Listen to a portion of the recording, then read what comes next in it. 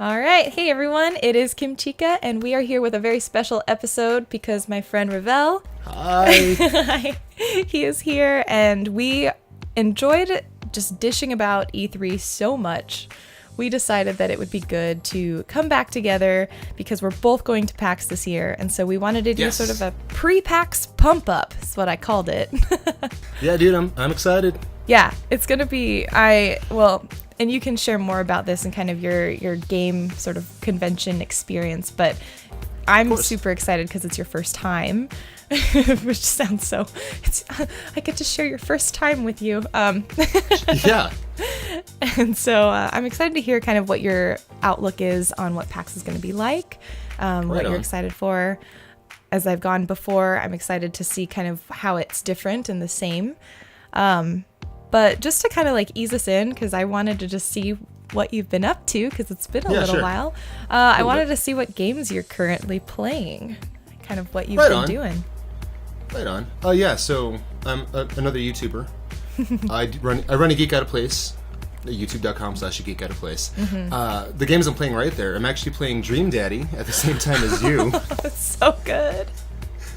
My last episode, I was just like, I broke out into a fit of giggles. Oh my god, it's the pun one. It's the picnic the barbecue one. Yeah. Or barbecue, not picnic. Playing that, I'm playing Hellblade Sinuous Sacrifice, which is super interesting. So excited to watch that. And Undertale hit PS4, so I thought I played through it on PC, and I wanted to give it a fresh look on my channel while on the new system, so that one's fun. Awesome. So do you know if you're going to go genocide route, pacifist route? Straight pure pacifist. Yes. Oh my gosh. Because I the first time I played Undertale, I went through it blind, and I knew of it. I didn't know about the spoilers and the weird mechanics in it. So yeah, I kind of, when I realized I could do a pacifist run, I kind of ruined it to begin with. Oh yeah, because it remembers this time you. I'm starting fresh. Yeah, it does. What are you playing? Dream Daddy. Yeah. That game, I swear, they like dug into my brain and found out everything that I ever wanted in a game and made it. No kidding. God, it's crazy. And I finished up World to the West, which is this platformer, adorable, like reminded me of like Nintendo 64 era adventure platformers. I finished that up, and so I'm actually thinking about starting West of Loathing because it's so, oh my gosh.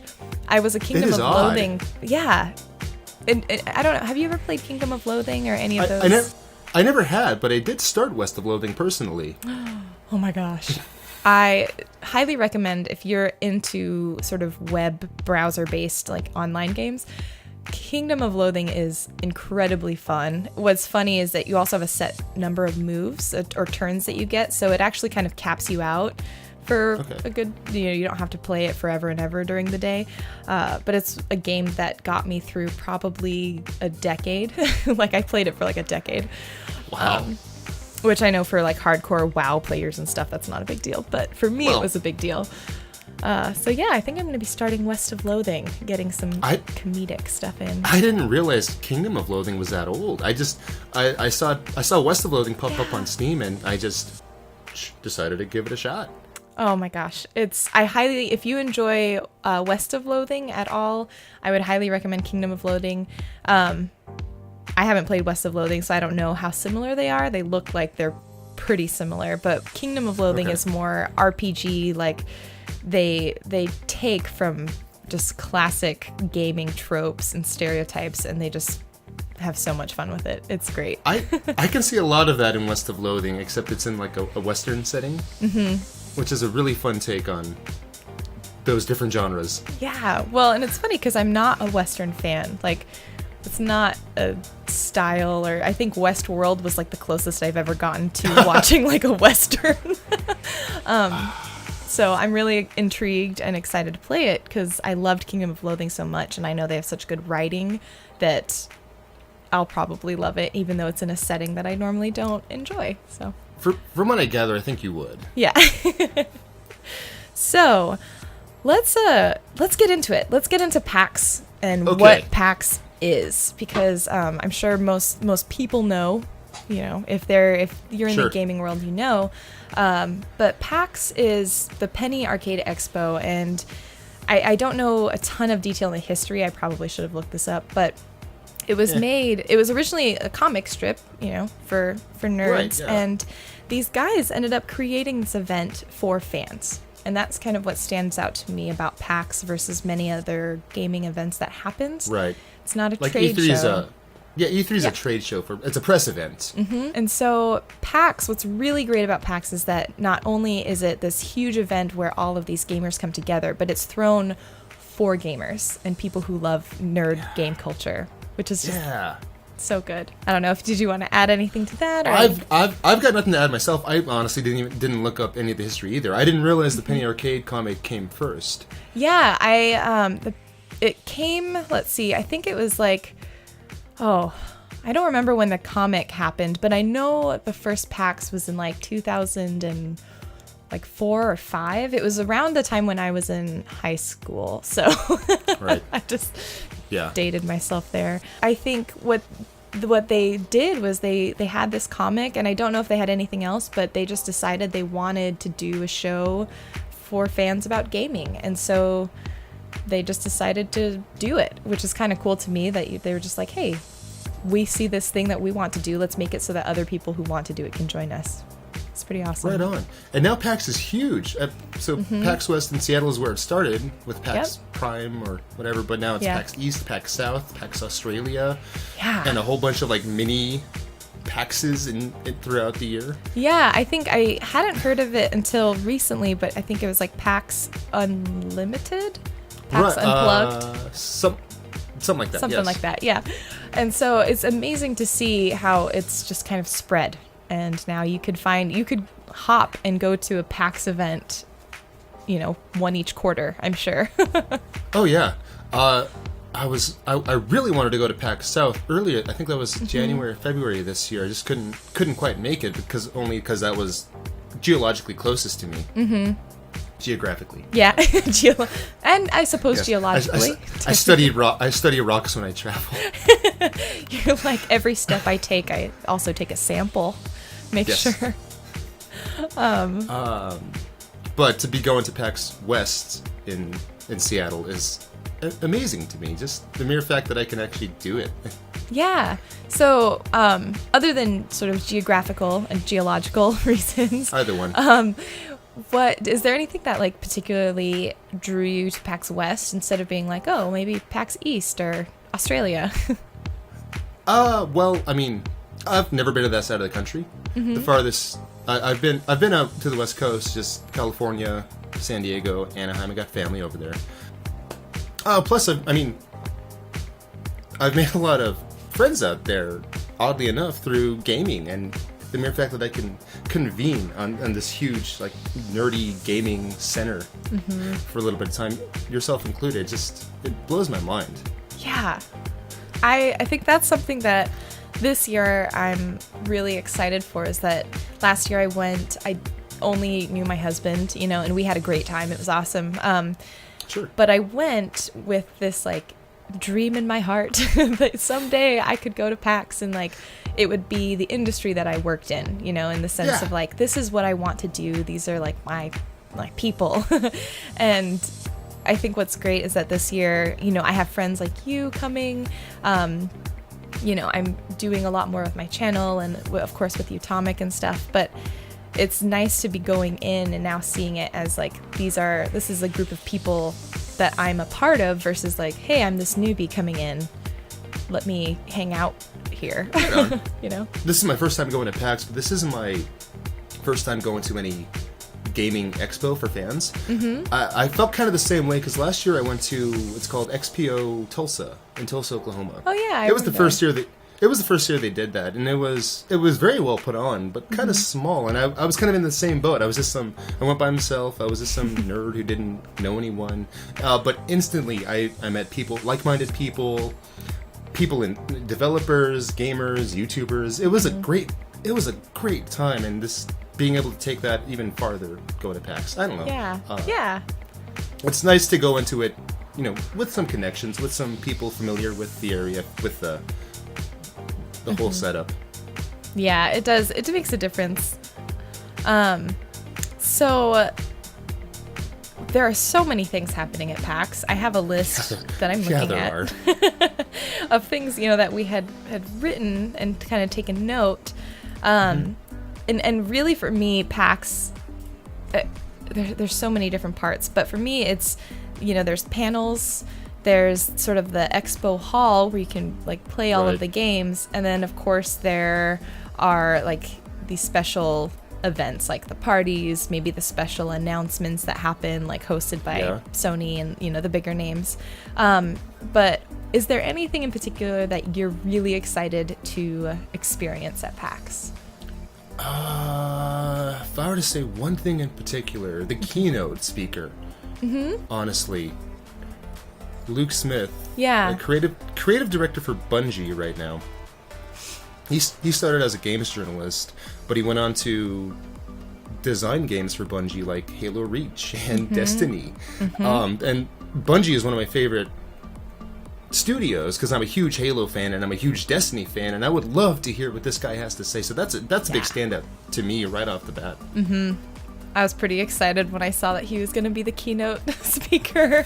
Yeah, I think for me, the keynote was one thing that really stood out.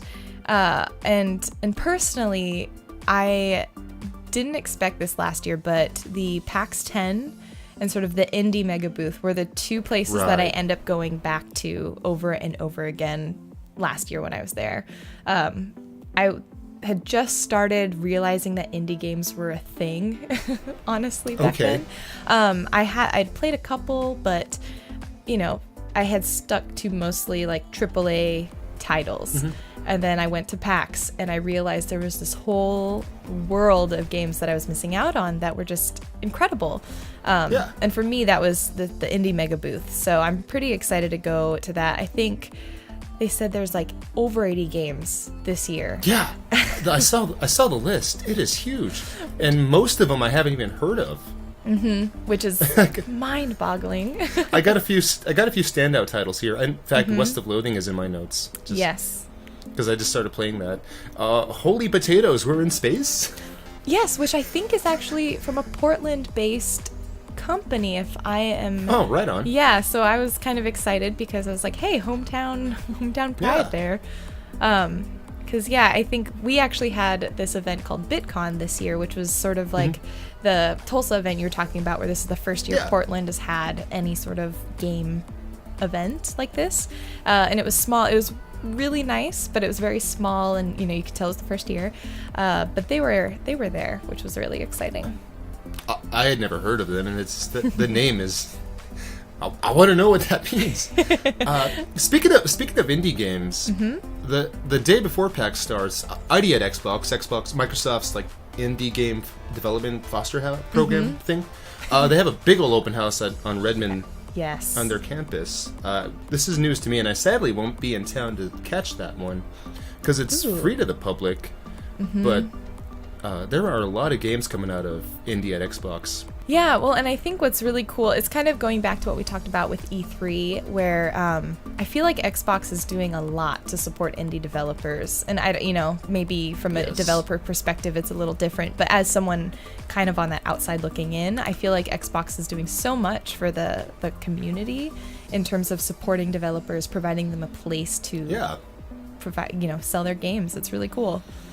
It is cool. I mean, and there's some awesome games on here. PUBG, PlayerUnknown's Battleground, is huge right now. It's and I didn't realize they were working with ID at Xbox too.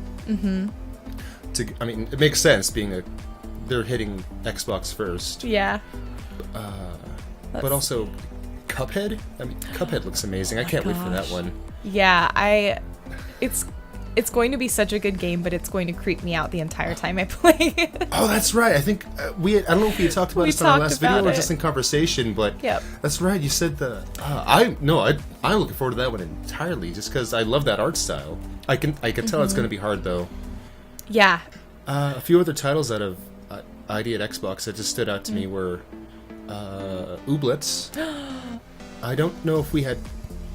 I know we had talked about it at some point. It was shown off at E3. Yes, I think it was one of my top indie picks of E3. Right. It's just cute. Just It- cotton yeah, candy cute. cute. And Streets of Rogue. Which I have not heard of yet, actually. Let me bring that up so I can just look at that. Streets of Rogue. It's like a top-down roguelike Ooh. beat 'em up RPG. Actually, small plug right here. I played it on my channel a few months ago, and the game has probably the most hilarious tutorial I've ever seen. Oh, this looks fun. It's a good time. It's a roguelike, so it's hit or miss depending on your taste, but I enjoyed it. I didn't really, and if they're working with Xbox, it's coming to Xbox here soon.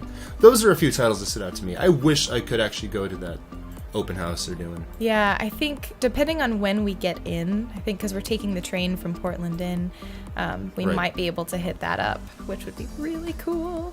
I think some highlights, I'm going to butcher the pronunciation. Oh, you know me in pronunciation. But is it Aegis Defenders? It's Aegis. Aegis? Sure.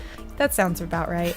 Why not? That game looks kind of like Nausicaa meets pixel art meets, it's just beautiful. Yeah. And that one's got two characters that you can kind of go back and forth between. Okay. It looks really, really good. Dead Cells just looks just like a lot of fun, kind of Metroid-y gameplay, if I remember correctly, if I look at my notes. Yeah. Looking at this list of titles, most of them are just new to me. I haven't even looked into them. I really should. One game that I'm super excited about is Grand Legacy, because I actually I donated to their Kickstarter. So right on. It's a game that I've been following for, I feel like at least a year, a long time. And it's been really neat to see it grow, and just it's become night and day from what it was originally when they proposed it and now when they have all Right. these funds. So I'm very excited to go and talk to them in person and just Yeah. gush. That is really cool, being able to see from start to finished shipped product. I love seeing that. Yeah. Okay, And I'm then looking at the Kickstarter page right now. Sorry. Oh, the Grand Legacy one? Yeah. Oh, it's so cool. I think they actually have some before and afters, showing some of the original work that they did and what it looks like now. It's amazing. Not to mention tabletop gaming. Yeah, which I honestly wish I did more. I'm trying to get into it more. I mean, being gamer YouTubers, it's hard to even make that a priority, but it blows my mind just how much that's blowing up lately. Tabletop has been around forever, but it's even more so. It seems like, oh yeah, that's a legit form of gaming entertainment. But it's cool to see that PAX is going to showcase up and coming tabletop games on top of video games, because gaming is not just video gaming. Which is so neat, and it's really fun. I remember that was actually one of the days my husband and I were just really tired. We had walked, all over the expo floor. We just were exhausted. So we went downstairs to find a quiet spot, and they had this tabletop gaming area, and we ended up just kind of sitting and, watching people play games, and it was so relaxing.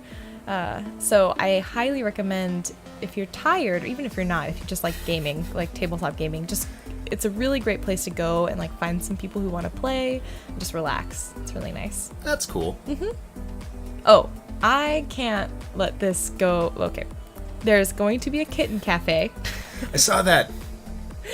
And half of me feels really concerned for the cats, because I'm like, that's a lot of people.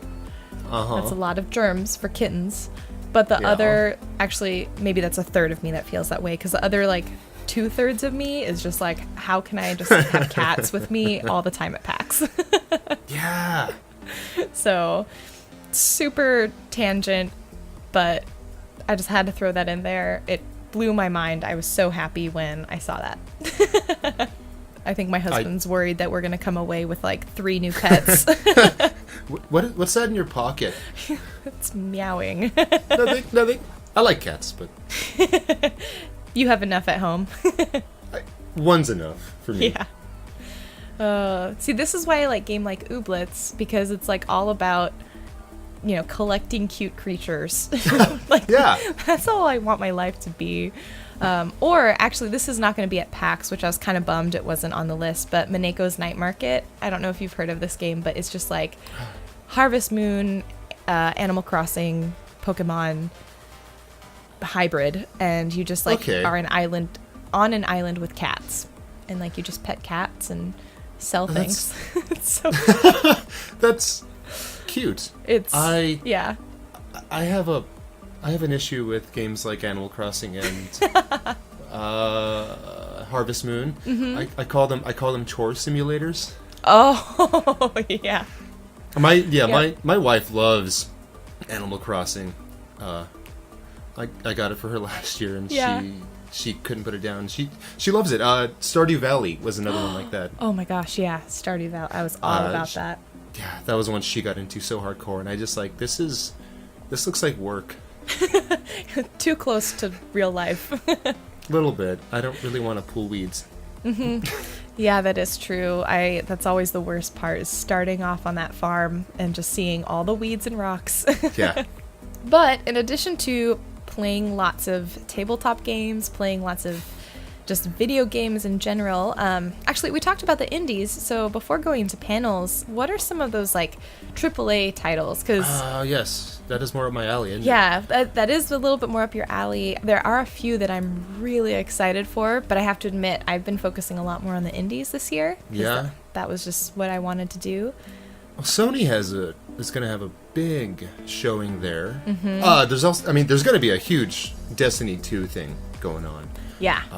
I'd love to see what comes of that, because I'm a big Destiny fan. I'm disappointed because the day I'll be traveling back home is the day Destiny 2 gets released.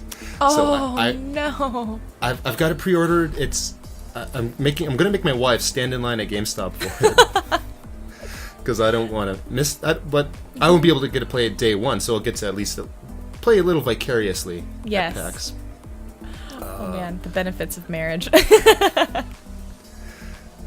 I'm going to have to make up for that one a lot.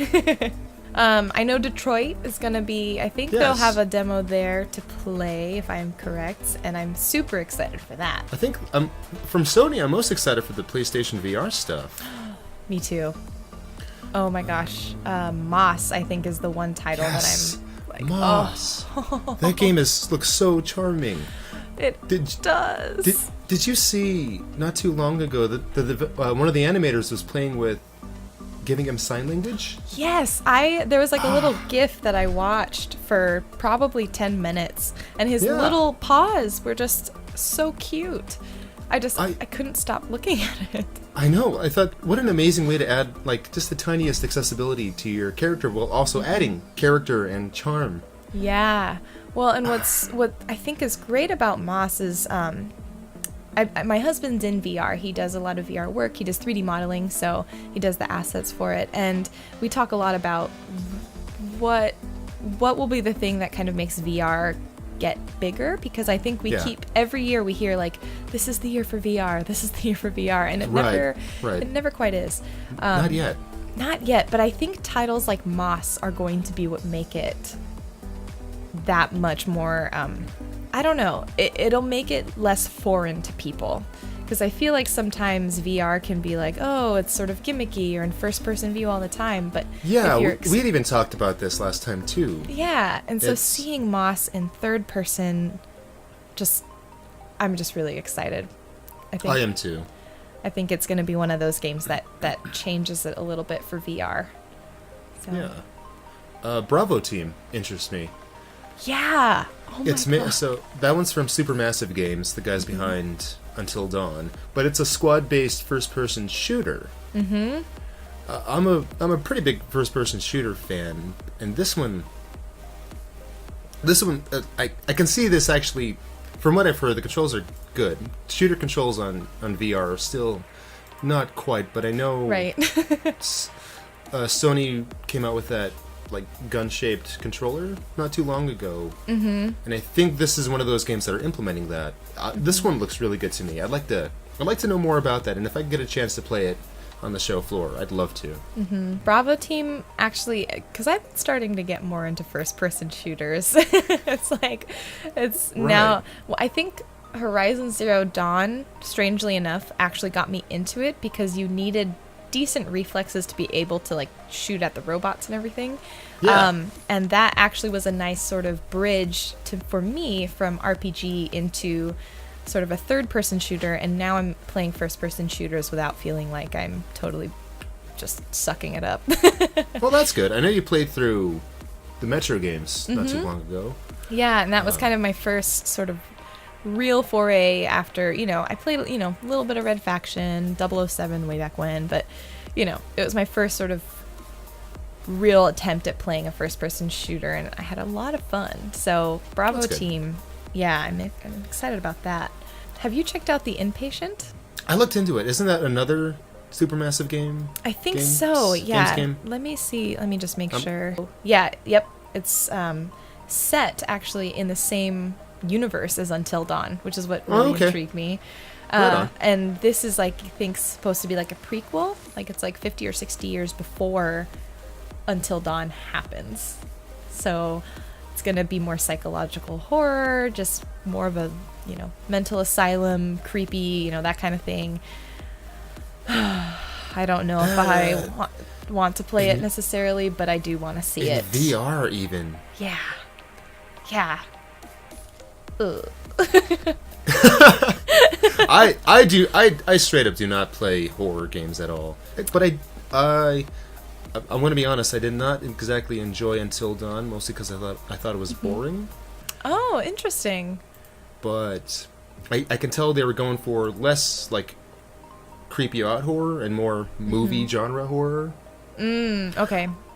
This might, considering that this game is in VR, The Inpatient is in VR, right? Maybe this might get me on board with it. I don't know. Having that first person perspective and horror combined, like in VR, I feel like I can't probably do that at home because it will just freak me out too much. I don't know if I will ever fully play a horror game in VR by myself in my house because there's no coming back from that. But I would love to try it, in a convention center where there's thousands of people and there's a lot of noise, so maybe I'll still be able to like not panic too hard. Although I played Resident Evil last year at PAX, and it wasn't VR because I was too late to get in the line for that. And I was that like crazy girl who was playing Resident Evil and like screaming because the jump scares got me so bad, and it was so embarrassing. Oh my gosh. So. Oh no.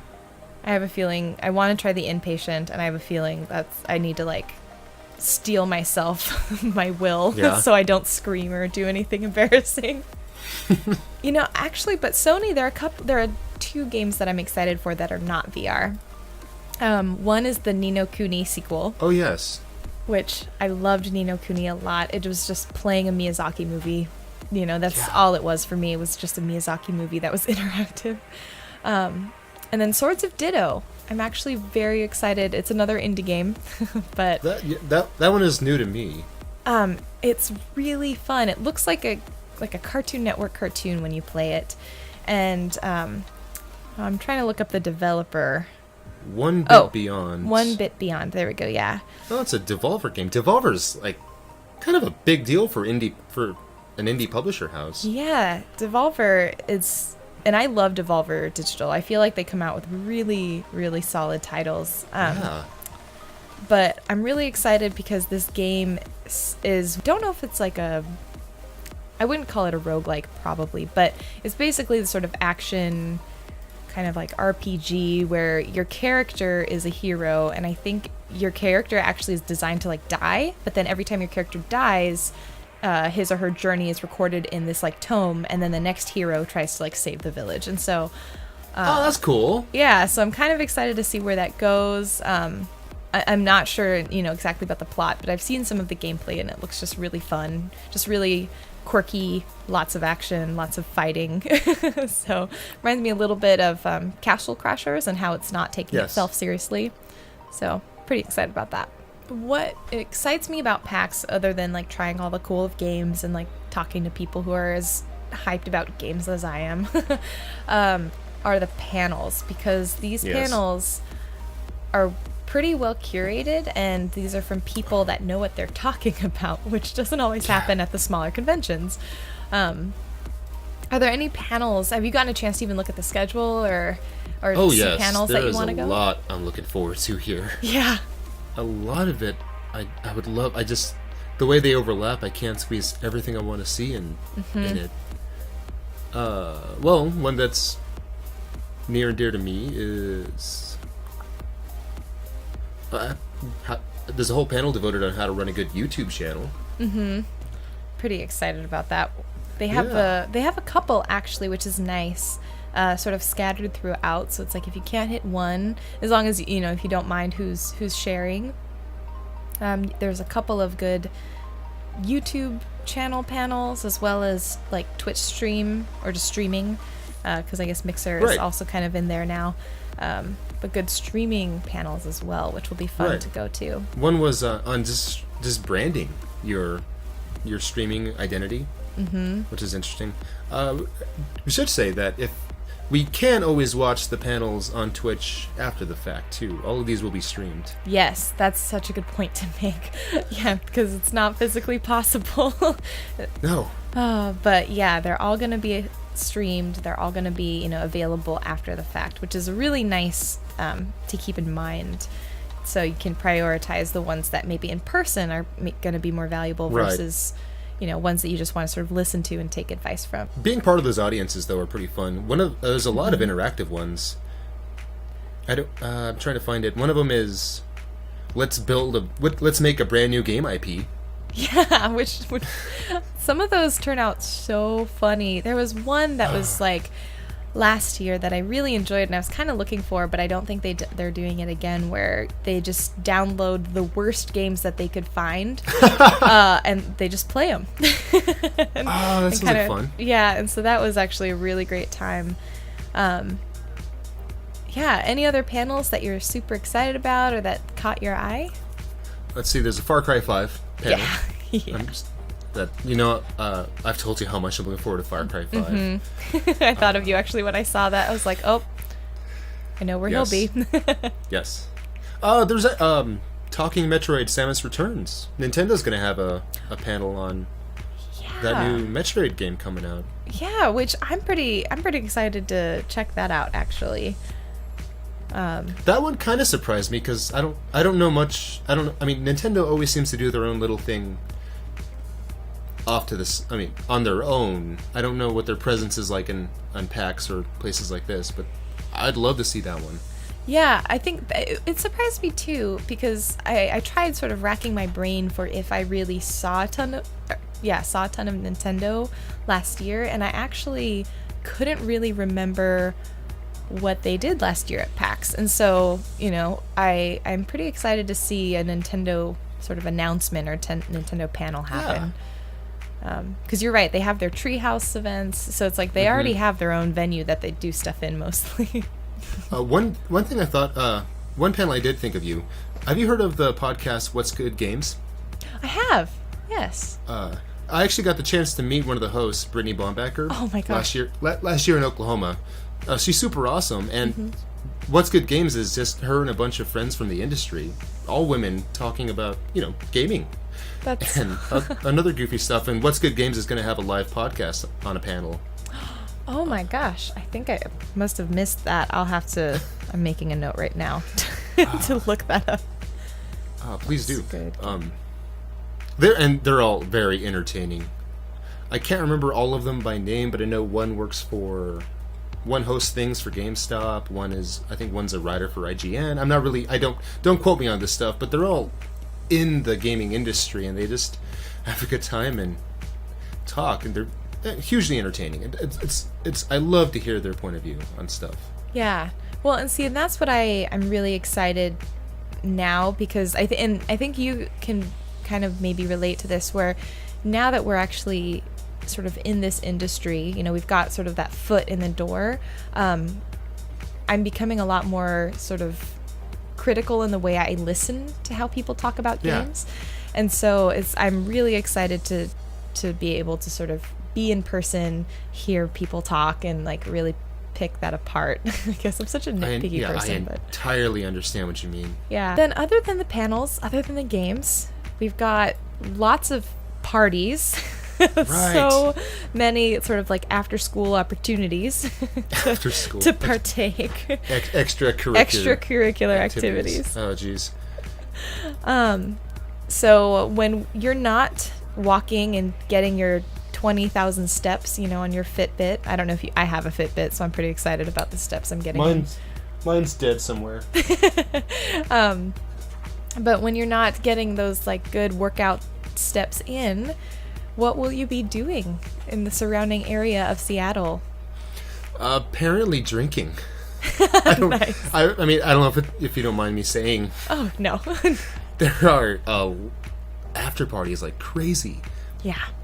I know you and I made plans to see the BioShock 10th anniversary. So excited. Return to Rapture party. Mm-hmm. That one looks insane. Yeah, I hope we'll have the energy for the next day. But yeah, no kidding. It's going to be kidding. nonstop for sure. And that is going to be the first day I'm in town too. So. Oh my gosh, what a way to like ring in PAX with that party. I know at the same time, if drinking in a in a like a Art Deco style underwater theme party, I know PC Gamer is having a party at the same time. I think they're just gonna let you put on or display like a bunch of PC games. That's cool. Well, and this is happening on Friday, I think, but Friday night is what is it? It's the Mix event. What is it? Media Indie Exchange. And so that's like this indie game event where it's like from 8 to I don't know how late. They're going to start the evening off by showcasing a lot of indie games. So I'll be there doing that the first night. That's cool. And then probably finding a party or something after. I'm sure it'll kind of bleed into another event. And then there's also concerts that happen. Oh yeah. So I highly recommend if your body is tired, if you're like I can't drink anymore because I would just pass out. They have these concerts and the lineup is always really good. Last year, I forget what their official name is. It's like the Triforce Quartet or something like that, but they were amazing. It was like these 4 guys playing game covers like in an orchestral arrangement. It was that's awesome. It was incredible. I love covers of video game music. Me too. I love video game music, but people covering them I admire. This is kind of embarrassing, but I got teary because they played oh gosh, now I'm blanking on the name. It was just so cool. That's so cool. So what's awesome is that, let's see, I want to bring up the lineup because there's actually pretty good lineup this year. They have like Bit Brigade, the Double Clicks, right, who are from Portland, which is also really cool. I've seen them a couple times actually, so that's fun. Super Soul Brothers, MC Front a lot, Mega Ran. So it's I love MC Front a lot. Yeah, so we've got great performances where if you're like too tired to party, you want to take a break, maybe sit, hang out a little bit, there are other things to do, and it's all free. Mega Ran's such a nice guy. He was in Oklahoma last year and I got to meet him. You're so cool. That's awesome. Do you mind getting me a link to the whatever music you're looking at? Yes, here. My keyboard's a little out of reach the way I'm set up right now. I put it in the Discord. Cool. Yeah, I'm curious. It's amazing, and it's again, it's free. So if you have a PAX Pass, you can get in. I was amazed because the performances, I don't know if they're organized the same way, but they kind of just happen all throughout the night. They're one after another, and there was so much space. Like, we got to go like right up close to these performers, and cool. It was just amazing. A lot of people I think are partying and don't necessarily take advantage of it. But I'm excited for MC Front a lot. I've been following him for years. This is super nerdy about me, but When I was studying computer software, I got really big into Linux, and he was one of the first like nerd rappers I'd ever heard of, and him dropping Linux references. Just, this guy understands me. That's so cool. It's just incredible. And what I love, and this is the best part about PAX that I'm just personally excited to discover, is there are just random things that happen that you kind of don't, that there's no way to know. There's no way to know. Like last year, World of Tanks had this like giant tank that was just destroying stuff, every on the hour. It would just they would bring in like stuff for it to run over.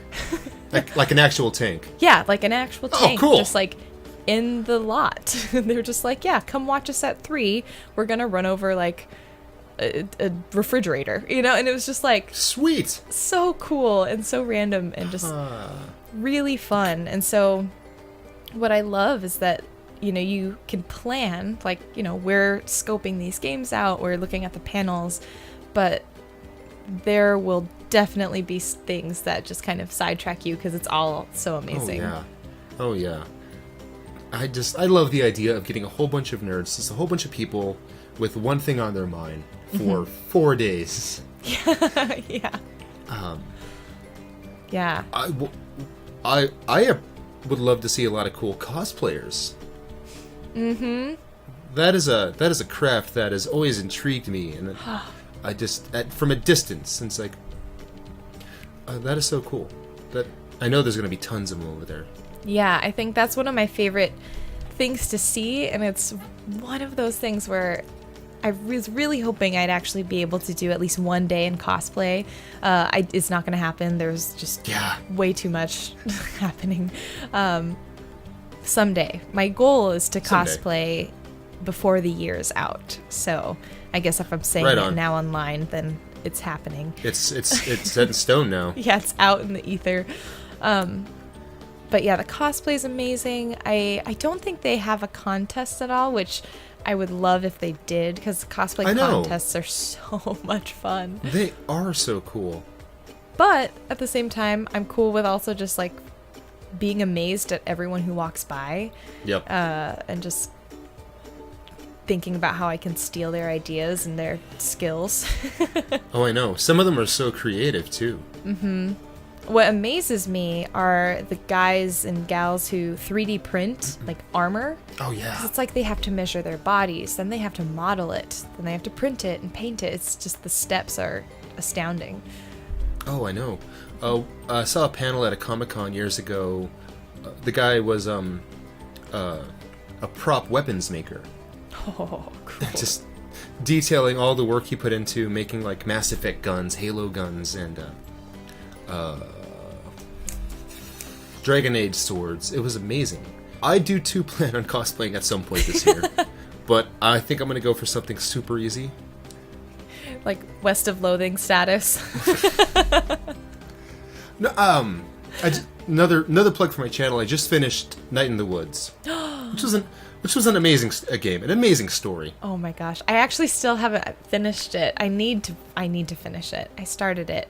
That was just a personal game. I didn't want to like record it or anything. Just I wanted to play it when I was I totally get that. That one got me in the gut a couple times. Oh my gosh. You haven't finished? No, that's why I stopped watching your videos actually where I stopped playing. And so once I play it, then I can watch you watch you. Okay. Right on. Yeah. I totally understand that, but like Greg, his costume's like a leather jacket, blue jeans, some boots. Mhm.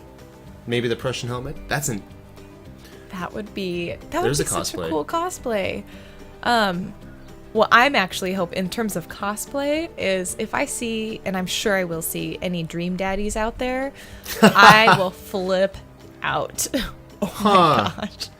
I wonder if I can pull one off in a week. Yeah, I would just love to see Dream Daddy cosplays just all over the place.